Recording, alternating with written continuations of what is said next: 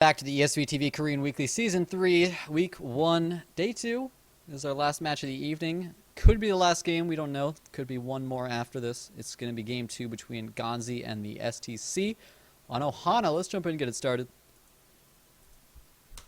Alright, here it is, guys. Game 2 between the STC in the 5 o'clock position, representing Old Generations as our red Terran, against his opponent in the 11 o'clock position, GanZi as our blue Terran, representing Team Complexity. He has a 1-0 advantage last game. He went for that kind of standard Marine Hellion medevac play that we've seen so often nowadays, with a reactor barracks to just really pump out a high Marine count, and then reinforced, what really changed it up that we don't see very often at all, reinforced with reactor Hellions. I love that willingness to switch up his buildings and do that, just so intelligent. And the SEC made a bad judgment call, tried to move down his ramp, ended up losing the game. Let's see if he can have a better showing here on Ohana. Certainly a map that's going to allow a little bit more defensive macro play. The Natural's so easy to defend third as well.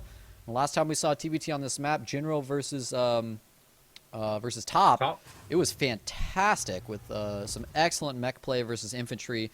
Really nice positioning, just kind of, moving around the map, trying to get a better position on each other. So, I don't know, hopefully we'll get to see some awesome game like that here for Game 2. I certainly wouldn't want to just end the tournament on another, quick all-in and a 2-0 or something. Yeah, I'm expecting something better here. STC, he's got to be, after a loss like that, you got to kick yourself, because it's like you pick off that medevac, you put 2 and 2 together, you made that Viking because you're expecting a Banshee, but it didn't come. But he just had the game. He didn't have the game, but he was in such a good spot. And then it's one of those things where you just move down the ramp, you're just like, oh, my opponent had, these medevacs, and I didn't have medevacs, and he had a million Hellions, and I got owned. But either way, this game, we do have a command center first for GanZi here, so going for the macro style, going for the kind of opposite of gas first. I like it. I really like it on this map. Pretty easily defended map. Good for command center first. I'm just always a fan of this build. Playing the super macro game, just always really investing yourself in the macro. And when you're up 1-0, it's like, all right, if I command center first and he proxy double axes, whatever, I'll go to game 3. No big deal. Good risk to take to try to get a nice little advantage. He's going to do a double racks follow-ups, not just going to do something crazy like try to rush up double gas after his first barracks. So he's not going to be rushing at that factory. This does suggest that GanZi will be a player playing infantry here. We'll have to see with SDC rushing double gas after his command center. He might be going for mech here. It's possible he's just going to use that to just get some early infantry upgrades.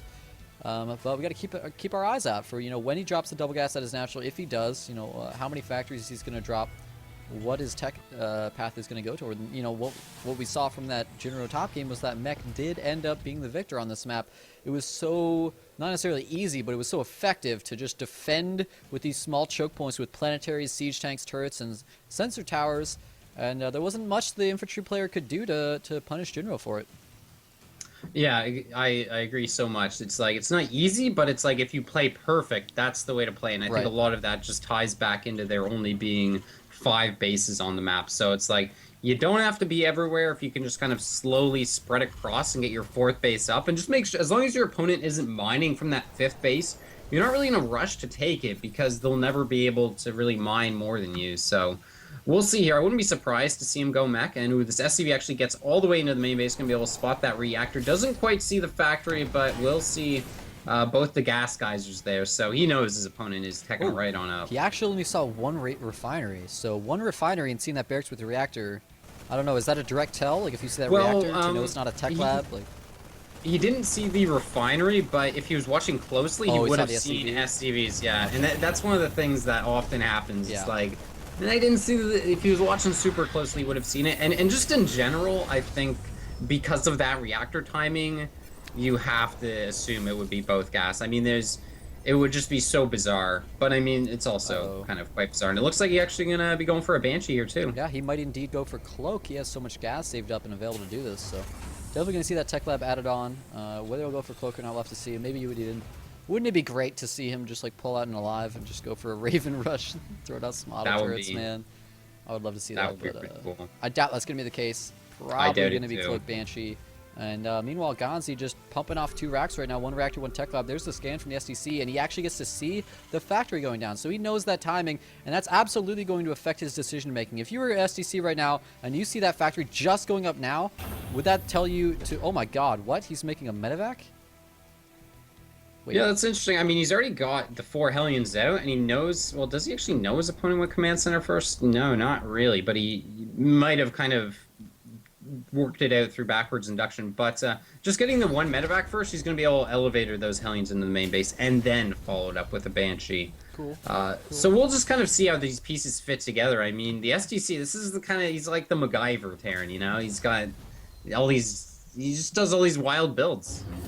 Indeed, he does. Now get to put that starport into that tech lab. Has 400 gas almost, so almost. And he will be going mech too. Oh, he will be going mech. That might change up everything then. He might not want to spend that gas on Cloak if he wants to actually spend it on like double factory producing siege tanks. In fact, he does. Oh my god, he's making a Raven. He's actually going Raven. He's not going Banshee. Are you kidding me right now? I don't know if he's going to use this defensively. I mean, he couldn't be using it defensively, right? He saw the factory timing. He knows his opponent's not going Cloak Banshee. So he's got to be using this Raven offensively, right? No, I would say he's just gonna kind of get it. I mean, it's the thing, like, you don't need to attack at all, right? Like, true. If your opponent is ready for a Banshee, they're not gonna take too much damage, and you just kind of want to get that out because it's just kind of it's an all-purpose unit, you know? Meanwhile, the Hellions trying to do what they can, but GanZi's completely right. But, I mean, it's like if your opponent goes for a massive bio bus, then if they've got a lot of Marauders, PDD helps a ton. If not, you can just kind of throw down some auto turrets. It's just kind of an all-purpose unit. So it's good to have. And the main thing I feel about it is that it's just easier to kind of like get it out of the way, right? Like if you get it at the start, then you can put the reactor on. You can see he's already got a barracks building the reactor, yep. And then he can double produce. So the tricky part here is just to manage your economy to get that 3rd command center up sooner, because that's what he needs. He needs to be able to slowly push out and get that 3rd command center. And that's what GanZi's going for, and the STC has now scouted it with that triple Hellion drop over here. We'll be able to delay it even.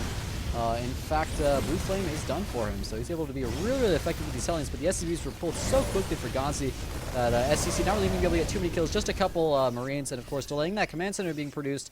That is really what's the big deal there. Yeah. Delaying the 3rd when he doesn't have a 3rd on the way of his own. Is he going to drop a 3rd of his own, or is he going to try to push? And, I mean, going. I think you might. I think you might be right about that whole offensive with the Raven thing. He may just go for, and yeah, actually, there's the 4th factory, so this will be a 2-base all-in.